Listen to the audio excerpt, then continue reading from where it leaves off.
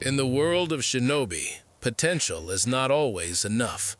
For a young Naruto Uzumaki, the frustration of falling short was a familiar sting. But watching from the shadows was his master, Jiraiya, who saw not just the struggling student, but the legacy burning within him. He knew that to unlock Naruto's true power, he couldn't rely on ordinary training. It was time to reveal a secret of the fourth Hokage. He presented Naruto with a heavy scroll, one containing a power that had changed the course of history once before. Within it, the complex and forbidden formula for the flying Raijin Jutsu, the technique of the yellow flash. This was his father's legacy, a power meant for a prodigy, a jutsu so difficult that only one man had ever truly mastered it. But what if Naruto, with his immense chakra and shadow clones, was the one shinobi who could master the impossible? With a single hand sign, the training ground erupted. Naruto's greatest advantage was now his greatest training tool. Hundreds of clones scattered, marking the entire forest, turning the battlefield into a web of teleportation points. The first attempts were failures. The complex jutsu required more than just chakra, it demanded absolute focus. Even when a clone succeeded, the result was chaos. The body could move, but the mind wasn't yet ready to follow. Jiraiya watched the display with amusement. This was the brute force training method only Naruto could possibly attempt. And then, a breakthrough. A single perfect teleport.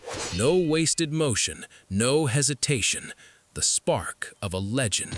Soon, one success became many. He wasn't just moving, he was flowing across the battlefield, a blur of yellow light. This was no longer just practice, this was mastery. The forest had become his playground, a weapon he could command at will. At the Valley of the End, history prepared to repeat itself. But this time, the hero arrived sooner than expected. Sasuke, poised for a battle of power, was instead met with a battle of speed he couldn't comprehend. Naruto made his intentions clear. He wasn't just here to fight, he was here to bring his friend home, and he had already set the stage. Sasuke, arrogant in his newfound power, charged forward with his deadly Chidori, expecting a familiar clash. But he struck nothing. The Naruto he knew, the one who would meet his attack head-on, was already gone. The attack came from where it was least expected. This wasn't a brawl, it was a hunt, and Naruto was the predator. Even the legendary Sharingan, capable of predicting movement, was useless against a foe who could move at the speed of thought. With the battlefield now under his complete control, Naruto had turned Sasuke's escape into an impossible puzzle. Sasuke unleashed his rage, a massive fireball meant to overwhelm, but you can't burn what isn't there. Naruto simply stepped away from the flames, treating a deadly jutsu like a minor inconvenience. From above, the true attack began. A Rasengan combined with the speed of the yellow flash, a truly inescapable attack. The clash of their most powerful techniques was inevitable, a storm of dark energy that would have decided their original battle. But in this new timeline, Naruto had one final trick. He used the clash as a diversion for the real, decisive move. The battle was over, not with a monstrous transformation or a desperate struggle, but with overwhelming, undeniable skill. Sasuke was defeated, his ambition checked not by a demon, but by the friend he had underestimated. He was coming home.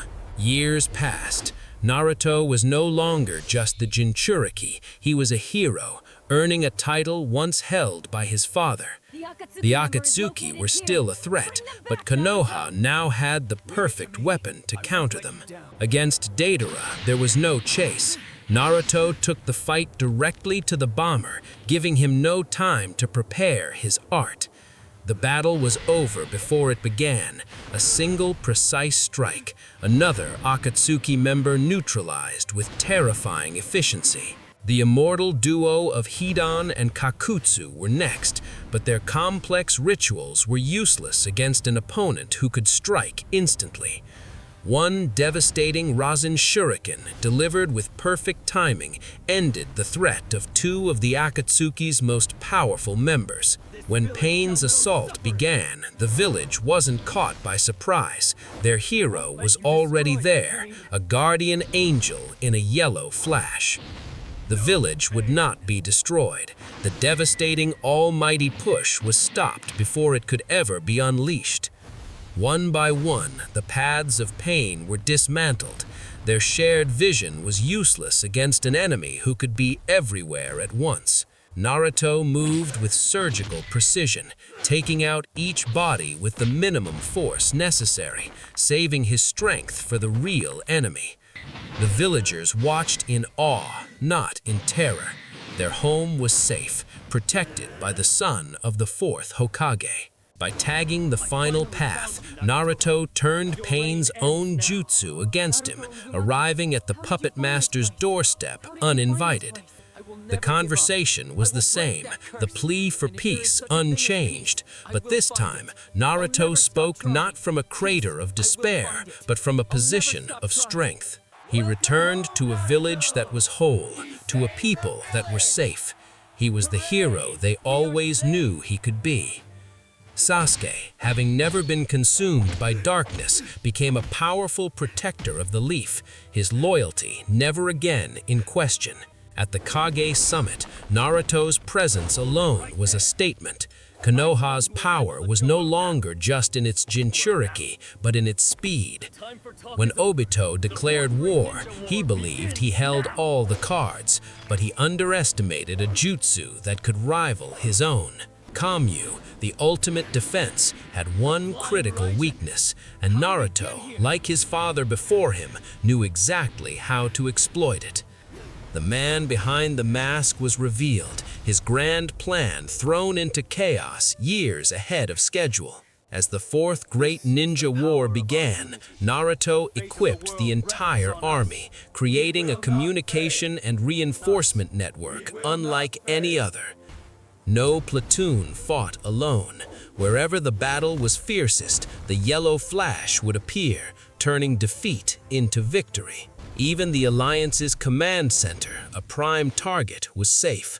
Naruto could evacuate key personnel in the blink of an eye. The tailed beast bomb, a weapon of mass destruction, was rendered useless.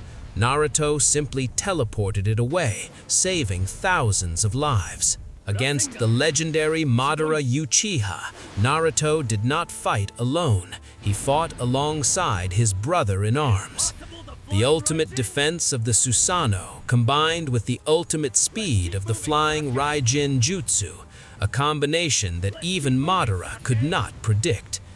Together, they accomplished what the entire world could not, sealing the ghost of the Uchiha and ending his reign of terror. With Madara sealed, the revival of Kaguya was prevented.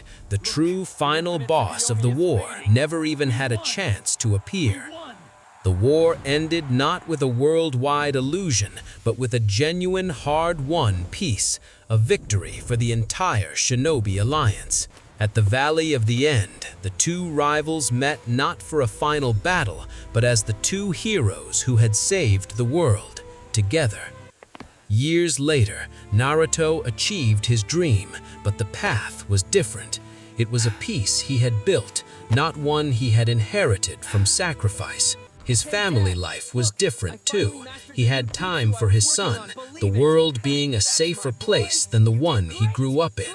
Sarada grew up with a father who was a hero of the leaf, not a wanderer in the shadows, learning his techniques firsthand. History would remember two yellow flashes, a father who saved the village and a son who saved the world. Looking over his village, Naruto could finally rest. His dream wasn't just to become Hokage, but to achieve a lasting peace. And in this new timeline, he had succeeded beyond anyone's wildest dreams. He had protected everyone. It shows that sometimes one single change, one new technique can alter the destiny of the entire world for the better. If you enjoyed this look into an alternate timeline, be sure to subscribe and hit the bell so you don't miss the next story.